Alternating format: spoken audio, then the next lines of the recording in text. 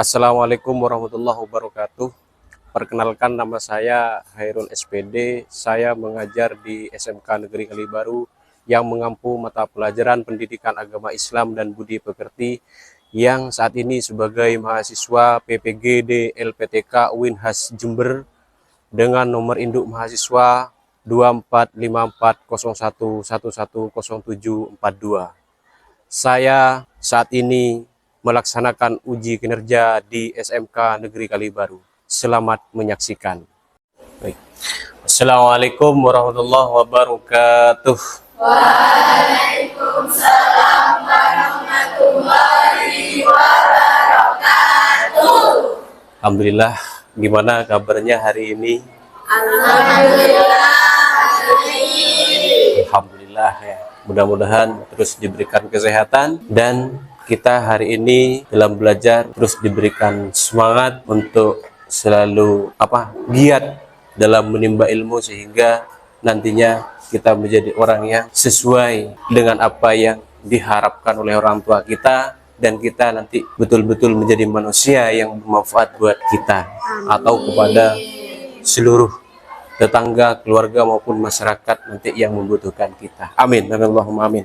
Sebelum kita memulai pembelajaran, marilah kita berdoa terlebih dahulu dengan harapan mudah-mudahan apa yang kita pelajari pada hari ini bisa diberikan ilmu yang barokah dan manfaat. Silakan ketua kelasnya untuk memimpin doa. Baik, sebelum memulai pembelajaran pada pagi hari ini, marilah kita berdoa sesuai agama dan kepercayaan kita masing-masing. Doa dimulai. Doa selesai. Oke, terima kasih. Terus kita lanjut menyanyikan lagu Indonesia Raya. Silakan berdiri. Indonesia tanah airku, tertumpah darahku. Di sanalah aku berdiri, jadi pandu ibuku. Terima kasih. Silakan duduk kembali. Saya absen dulu ya. Sekarang tanggal 6 ya. Abel, Dinda, Aisyah, Amelia, Analifikum, Andreas, Anissa. Oke, sebelum kita mulai pembelajaran, marilah kita seperti biasa, seperti minggu-minggu sebelumnya, kita awali dengan pembacaan surat, membaca Al-Quran, atau melanjutkan surat yang sudah kita baca bersama-sama. Itu insya Allah kita sudah sampai di surat An-Nisa hari ini. Silakan dibuka ayat 1 sampai 6 ya. A'udzu billahi minasyaitonir rajim. Bismillahirrahmanirrahim.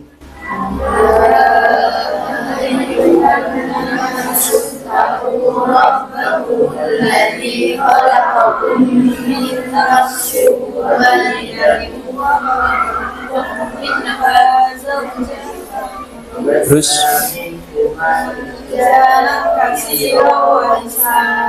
selanjutnya marilah kita langsung ke materi yang akan kita bahas pada siang hari ini, yaitu kita akan bahas tentang bab larangan pergaulan bebas dan perbuatan zina.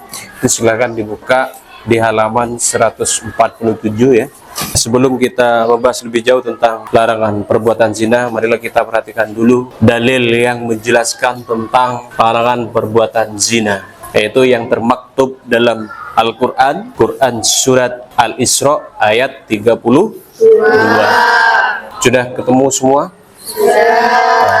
Coba dibaca bersama-sama.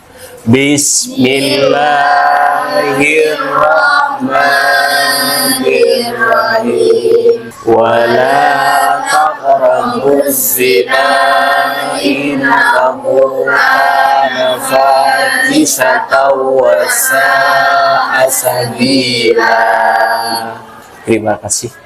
Alhamdulillah, mudah-mudahan kita semua ditakdir oleh Allah untuk mencintai Al-Quran ya. Coba saya kasih kesempatan kepada setiap masing-masing kelompok untuk menganalisis dari ayat yang tertera di bukunya masing-masing. Silahkan sebutkan kira-kira kandungannya apa dari ayat itu, terus asbabun nuzulnya dari ayat itu kira-kira apa. Kenapa Allah itu sampai menurunkan ayat itu?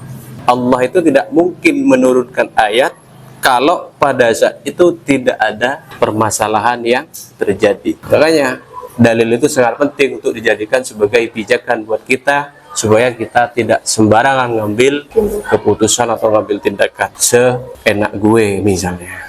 Apa kira-kira, coba kelompok 1 silakan, kandungannya dari ayat itu apa? Kandung larangan untuk tidak mendekati perbuatan zina. Kata jangan mendekati seperti ayat tersebut merupakan larangan mendekati suatu yang dapat merangsang jiwa dan nafsu untuk melakukannya.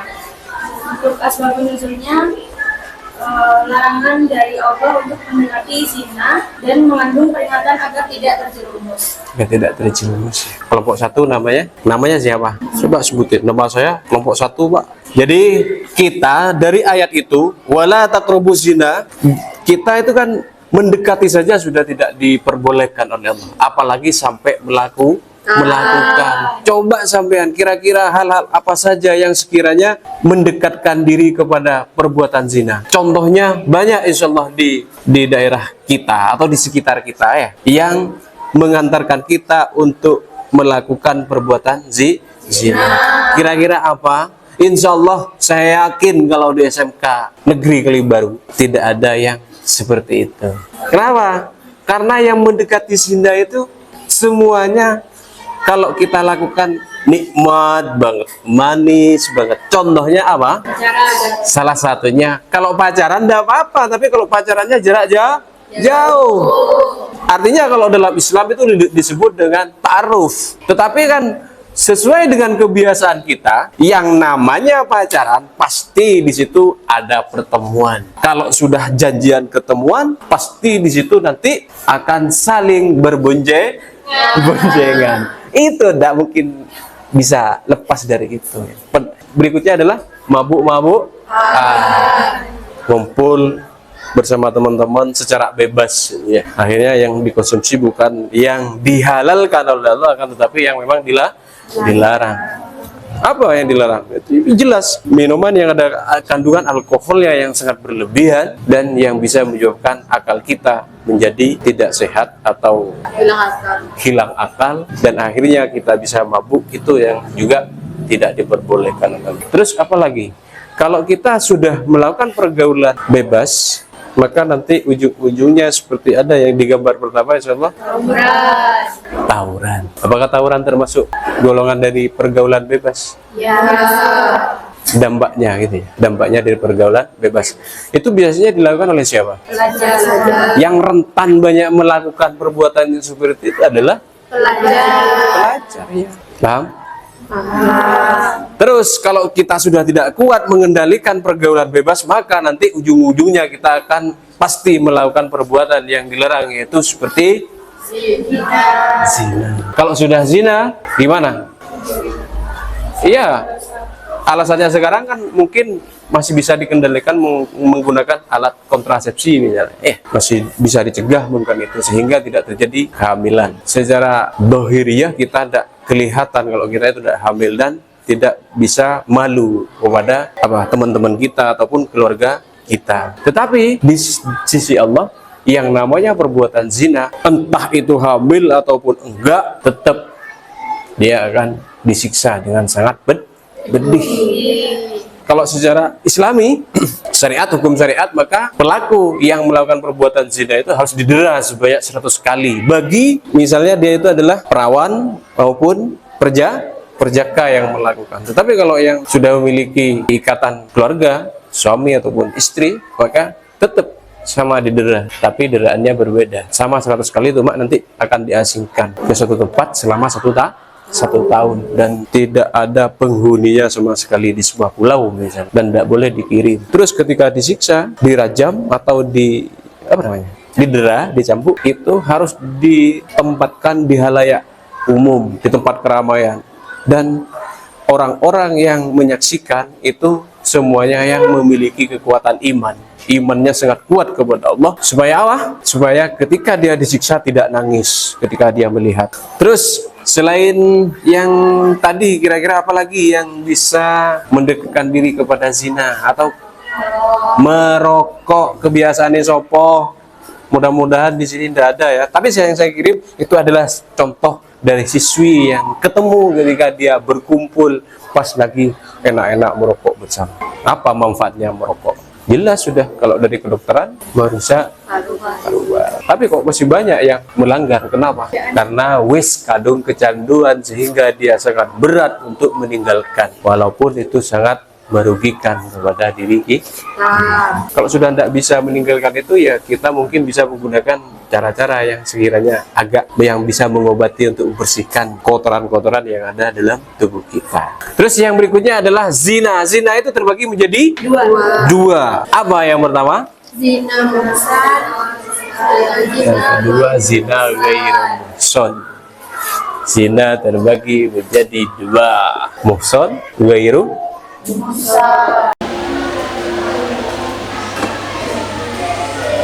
Coba kelompoknya kita jihad. Nomor berapa ya? Tiga. Coba apa itu zina muhson?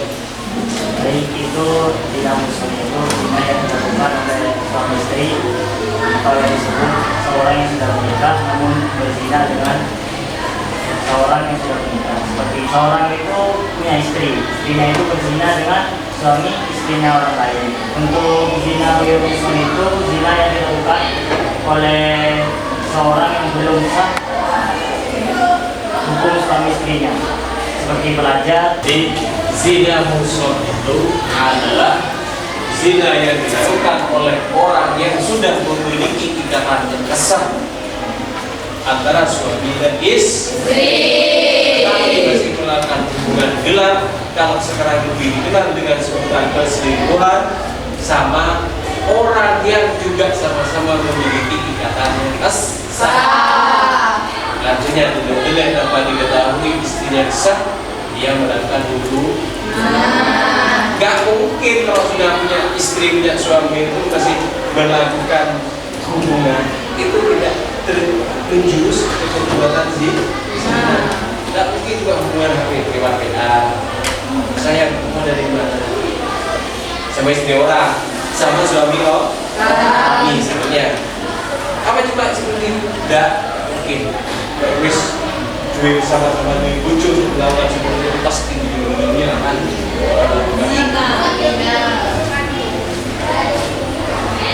Terus zina yang berikutnya adalah ghairu muhsan. Zina yang dilakukan oleh tabir, bukan. Sorry, Ben.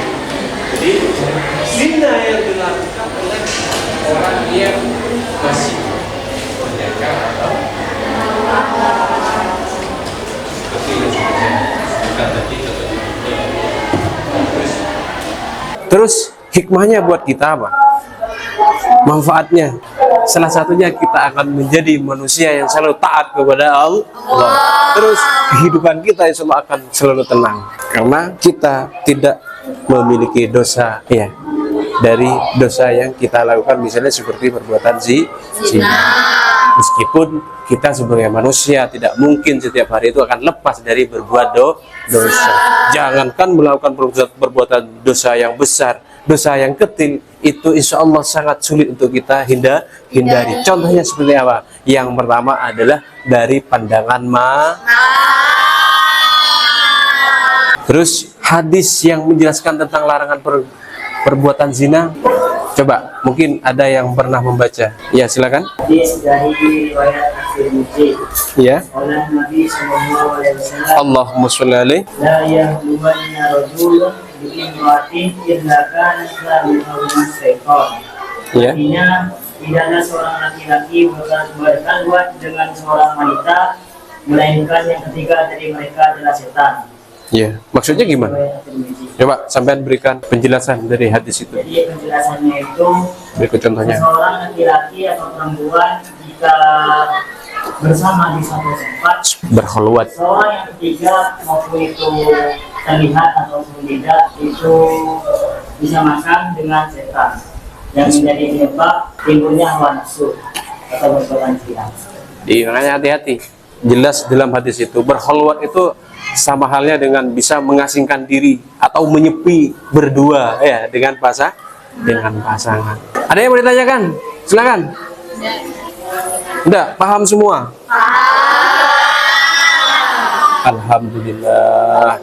Evaluasi itu yang berkaitan dengan larangan perbuatan zina di halaman 170 sampai 173 itu nanti dikerjakan. Terus cara-cara kita supaya terhindar dari pergaulan bebas, yang pertama kita harus mampu menjaga diri kita. Terus yang kedua, kita harus betul-betul selektif untuk mencari teman, bukan tempat. Kayak opo tempat? Lek selektif nyari tempat, insya Allah tempatnya yang paling sejuk, paling rindang, dan biasanya di bawah batu, tidak ketahuan orang. Bukan ya, tetapi kita harus betul-betul selektif untuk itu mencari teman. Kalau temannya itu sekiranya mengantarkan kita mengajak ke hal-hal yang tidak baik, lebih baik ceraikan saja, ditinggal, bukan dicerai ya, ditinggal aja, gak apa-apa.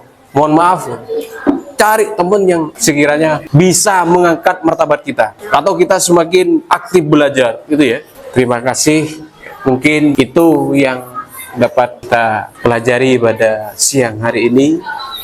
Kita bisa lanjut di minggu depan. Mari kita tutup pertemuan kita pada siang hari ini dengan membaca Alhamdulillahirabbil alamin. Terus mari kita tutup seperti biasa dengan membaca sholawat nariyah 1 kali bersama-sama. Sholli sholatan kamilatan wa sallim salaman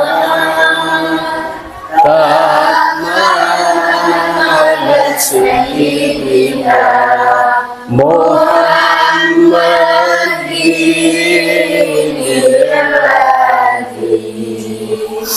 Birahmatika ya arhamar rahimin bihaqqi sirril Fatihah. Bismillahirrahmanirrahim. Alhamdulillahirabbil alamin arrahmanir rahim maliki yaumiddin. Iyyaka na'budu wa iyyaka nasta'in ihdinas siratal mustaqim siratal ladzina an'amta 'alaihim.